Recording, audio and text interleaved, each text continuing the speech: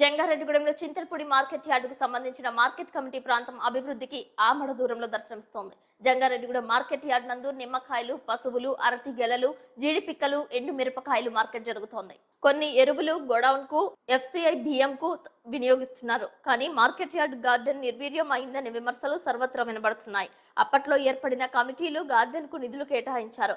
కానీ market yard ముందు భాగంలో ఉన్న డ్రైనేజీలు పూడికకు నోచుకోవడం లేదు. ఎగువ ప్రాంతం నుంచి వచ్చే వరద నీరు ఈ డ్రైనేజీల గుండా దిగువ ప్రాంతంలోకి పారుతోంది. తద్వారా బుట్టాయిగూడెం రోడ్లోని ప్రసాద్ ఆటోమొబైల్స్ ప్రాంతం వరకు రహదారిపైకి వరద నీరు పారి 2వ వార్డులోని సీతామహాలక్ష్మి వృద్ధుల ఆశ్రమ రోడ్డు మీదుగా పారుతుందని స్థానికులు తెలుపుతున్నారు.